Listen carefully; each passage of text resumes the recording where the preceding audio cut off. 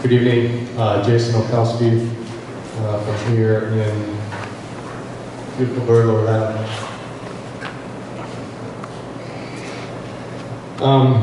So I'm here tonight to speak against the approval of the major source of air pollution permit for Invenergy. And I've got some information and some stats that I think are relevant and support this opinion. But I think, it's important for you guys to know that we are an educated community about this matter. Extremely educated, unfortunately, probably more than we really wanted to be. And we're still very concerned. We're very scared for our family, for our community, and I think with good reason. So, why? Why are we scared? Let's remind ourselves about what we're talking about here. So, 546,000 pounds per year of nitrogen oxides. And I know these are numbers that, you guys look at all day. You could get desensitized to them, but they're big. I think we all know they're big. That's why it's a major source of air pollution permit, right? 446,000 pounds per year of carbon monoxide, 156,000 pounds per year of volatile organic compounds, 310,000 pounds per year of particulate matter, and 104,000 pounds per year of sulfur dioxide. And I think, as you guys know, as well as anybody, many of these pollutants, air pollutants, cause cancer, other serious health problems, including severe respiratory ailments. And we, like every other community, have citizens that are sensitive to those sorts of things already, and who, through the right combination of genetics and other things, could become sensitive to those sorts of things as more are introduced into our air. So here's some interesting things. So I've got 4 points I want to make. That was number one. Number two, Rhode Island already has the highest CO2 emissions rate in New England. All of New England. The tiny little state of Rhode Island has the highest CO2 emissions rate already. So according to a recent report by MJ Bradley, funded by banks and energy companies like Bank of America, Entergy, Exelon, and then including folks like the NRDC, Rhode Island's CO2 emission rate is 14% higher than the next New England state, and a staggering 198% higher than the lowest state in New England, good old Vermont, who produces almost none. I was up there recently, and you can tell. Also interesting to note is that Rhode Island's neighbor to the north, our good friends Massachusetts, who have a population of 6.7 million compared to Rhode Island's 1 million population, giving them almost 7 times more people than Rhode Island, and with a GDP of 351 billion compared to Rhode Island's 47 billion, giving it an economy that effectively dwarfs Rhode Island's economy. And yet, Massachusetts still came in with a significantly lower CO2 emissions rate, right? I think we can do better. I think Rhode Island can do better. So I love our state, and I think we can do better. So number three, so we talked about, first of all, we talked about the emissions, the amount that's going in.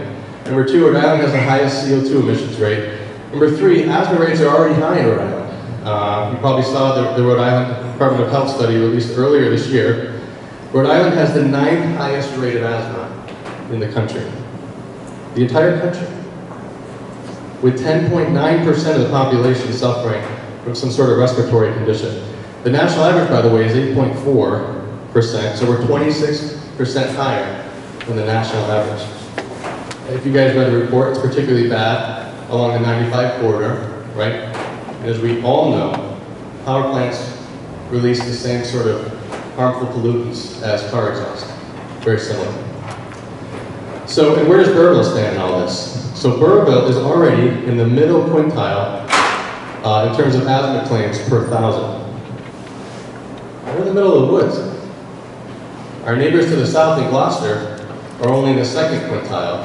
And of course, down in South County, beautiful South County, we find a number of communities that are in the 1st quintile. So what do we think could be contributing to Burrillville having the 3rd highest asthma rates when you're currently among some of the largest forests in the entire state, right?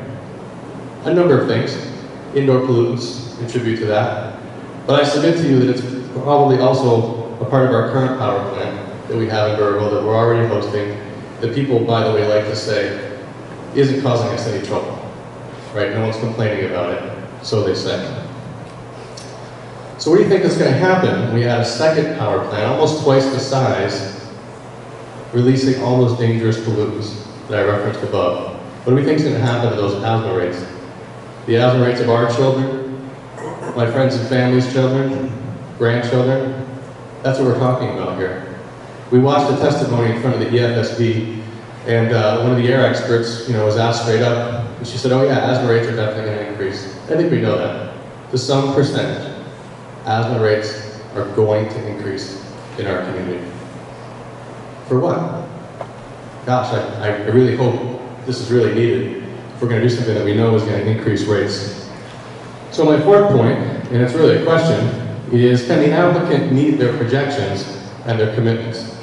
So, as we know, that this process is about meeting the restrictions and demonstrating through the documentation and information and stats that they can meet the restrictions and the state restrictions and federal restrictions that are part of the process.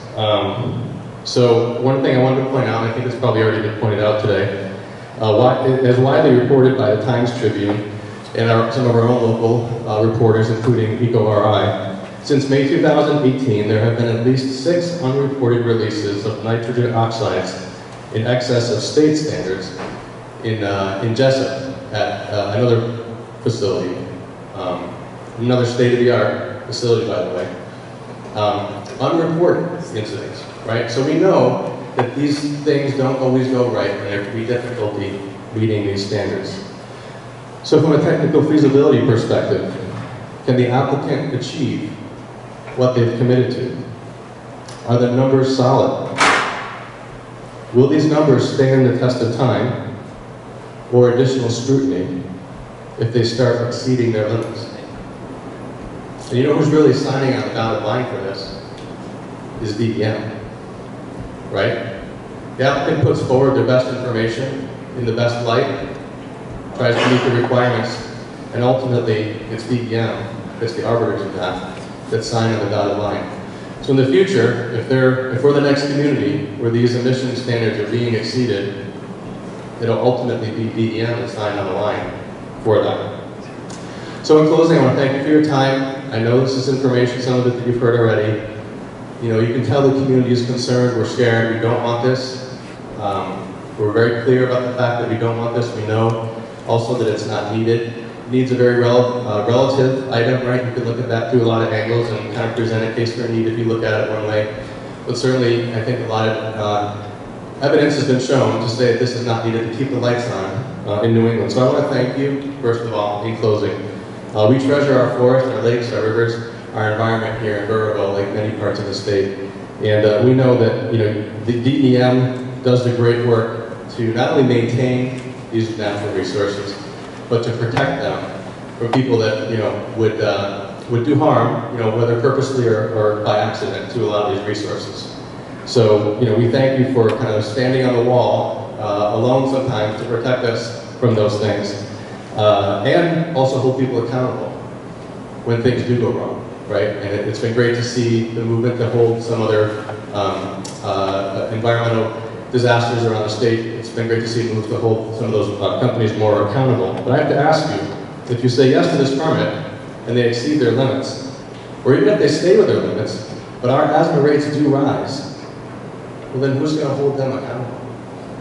Who's going to hold them accountable? If you say yes to this permit, you will have presided over a massive climate impacting approval. And I think we all just need to appreciate the size and scope of that. So my first request to you in closing is to not approve this permit. Consider all the factors, all the evidence, all the kind of additional points of view that Paul Roselli mentioned, and not approve this. And then my second question would be, review all of this again. Review these figures. Has anything been missed? Has anything been juiced? And make sure that they can actually meet these limits, considering that in other places, the limits aren't being met. And please, please, please, build some protections in for our community, for my family, and for my children.